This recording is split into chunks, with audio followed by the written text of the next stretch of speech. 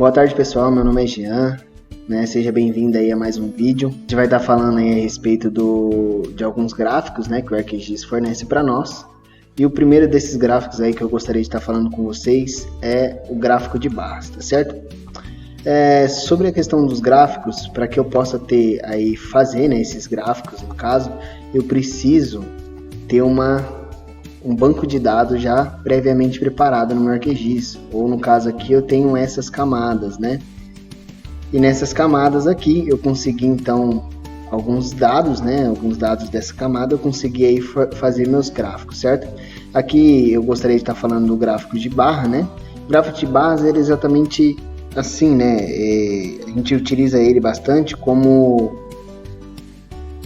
ele fornece para nós aí uma classificação de banco de dados, certo?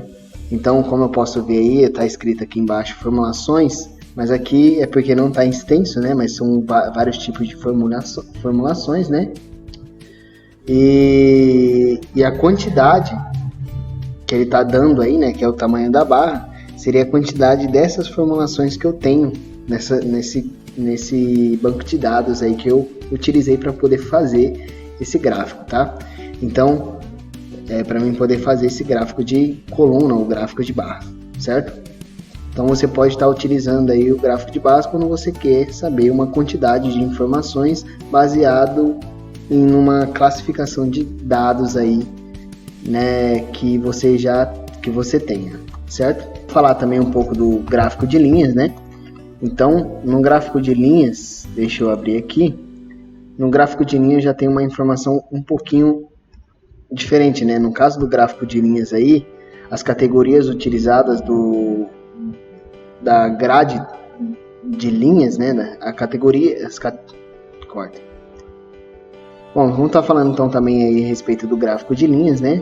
Então, as categorias utilizadas no gráfico de linhas é representadas pelo eixo X e as estatísticas pelo eixo Y, certo?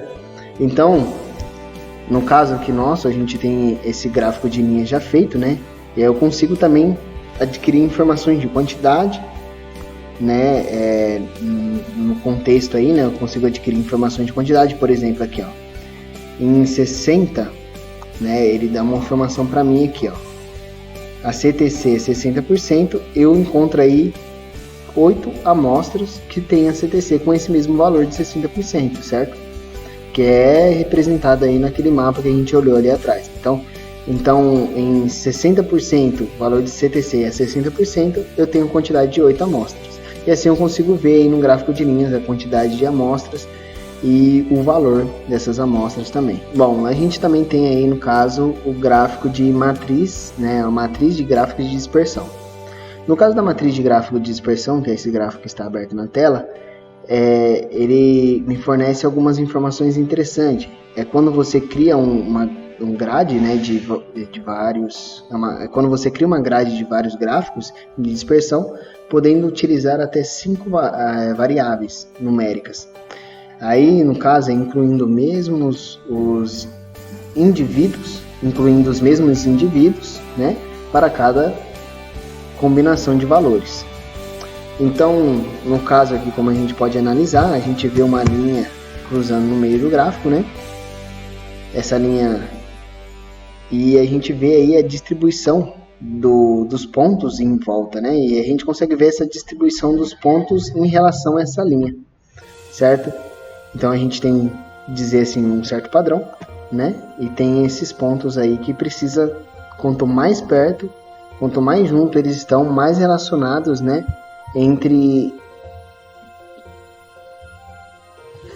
Quanto mais juntos, mais perto eles estão, mais relacionados entre diversas variáveis eles vão se encontrar, certo? Então a gente pode encontrar aqui que são valores semelhantes, né, em pontos distintos, né? Por exemplo, aqui, ó, eu tenho um ponto que é o ponto 153, ele está em 59 de CTC, e eu tenho um ponto 154 que está a 59 de CTC, então ele está aí com uma aproximação de uma variável boa, né, certo? Então a gente vai também falar aí sobre outro gráfico que é o diagrama de caixa. Vou estar abrindo o gráfico aqui. Bom, no caso aqui desse gráfico, a gente ver que ele fornece um resumo, né, de variáveis de valores. Ele faz um conjunto de dados mostrando os valores médios, os superiores, inferiores, valores mínimos, máximos, qualquer outro valor atípico entre o conjunto, né, desses dados. Então, por exemplo, vamos entrar aqui em um aqui, ó. O verdinho aqui, ele está me mostrando o valor mínimo de 7, o primeiro quartil 7, o médio 7, o terceiro quartil 7, o máximo 7. Então ele faz essa... ele fornece esse resumo, né, de variáveis de valores, tá? Em cima ali daquele conjunto de dados que eu estou analisando. Bom, a gente vai também entrar em outro gráfico aqui, que é o histograma. A gente vai também estar falando sobre o gráfico histograma, certo? No histograma, a gente também tem algumas informações interessantes, certo? Bom, aqui no caso, então, a gente tem um histograma, certo? No histograma, a gente utiliza aí grupos de indivíduos idênticos, né, onde cada grupo agrega dados numéricos.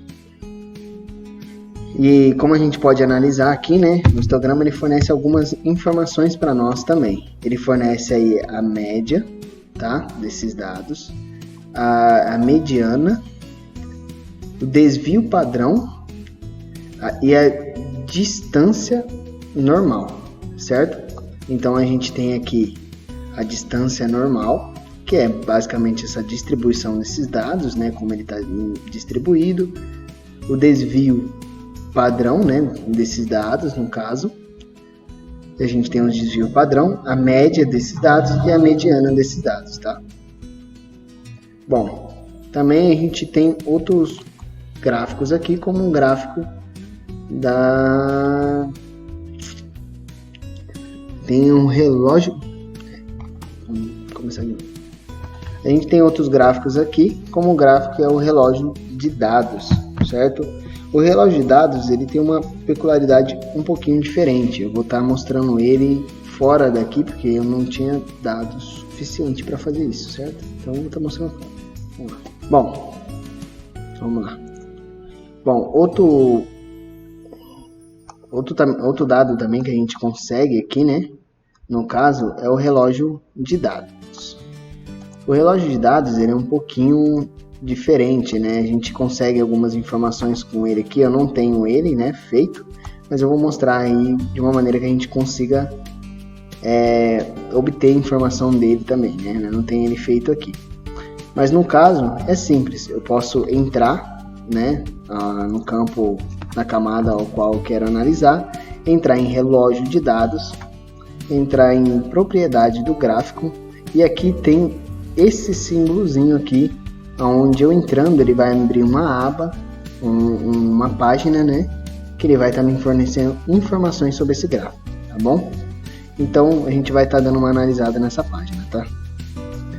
E eu vou estar mostrando um gráfico por lá. Bom, aqui então é o gráfico de relógio de dados. O gráfico de relógio de dados ele tem esse formato, né, de essa circunferência, e ele com ele eu consigo ver esse padrão dessa circunferência ao longo desse período de tempo, né? Você pode ver que ele está dividido aí em meses, né, e em anos também.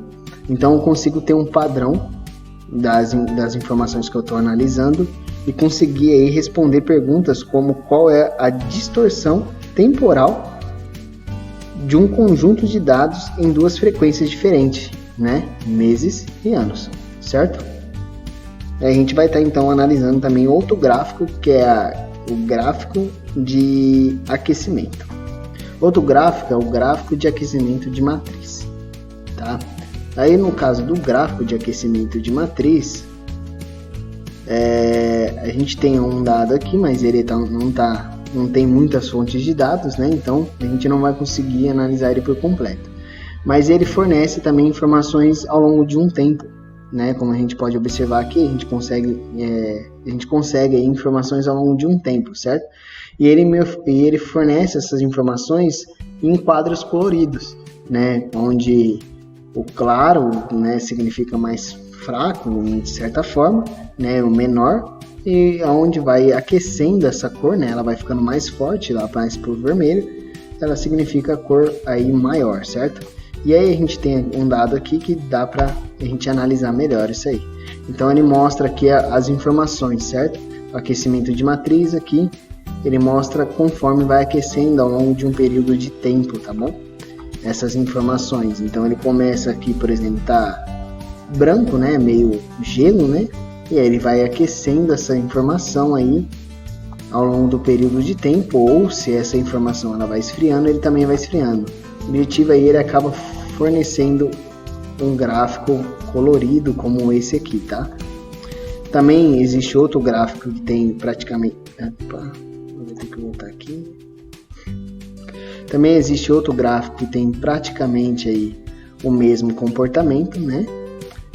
Que no nosso caso...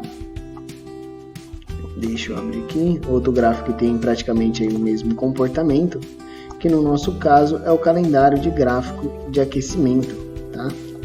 Então a gente vai estar entrando aqui para poder ver como que é que ele funciona. Bom, o calendário de gráfico de aquecimento é a mesma coisa, tá? E ele demonstra aí ao longo de um período de tempo. E essa demonstração dele ao longo de período de tempo, ele também acaba sendo nesse tom de aquecimento. Ele também tem essa tonalidade de aquecimento. Então, conforme o valor menor, ele fica na tonalidade mais escura, né? Ou seja, mais quente, mais vermelha. E conforme o valor maior, que para mim, se no meu caso isso for bom, ele fica essa cor aqui, mais clara, um verdinho mais claro, um amarelo, certo? Então ele acaba trazendo essa tonalidade para nós também. Então, esse gráfico aqui. Então, o gráfico de aquecimento, ele pode responder para mim informações como duas categorias são relacionadas entre si, certo? Assim como o gráfico de calor de matriz, tá? E como a gente informou também o gráfico de relógio de dados, tá? Então são dados aí que me trazem informações de duas variáveis diferentes e me mostram o relacionamento entre elas. Como eu disse, eles são gráficos que trabalham aí ao longo de um período de tempo, tá? Ele precisa de uma data aí, de um período de tempo para poder estar gerando esses gráficos, ok? Eu agradeço aí o interesse de cada um de poder estar assistindo o vídeo. Peço que compartilhe, né? Também se inscreva no canal, né? Peço que compartilhe, se inscreva no canal e também deixa aí o seu like, tá? E deixa dúvidas, perguntas, que a gente puder estar ajudando vocês aí. Esse aí foi mais um demonstrativo desses gráficos, tá? E se tiver alguma dúvida, pode estar deixando aí, deixa a cidade onde você mora, pode estar deixando as informações. Muito obrigado pela atenção de todos. Até mais.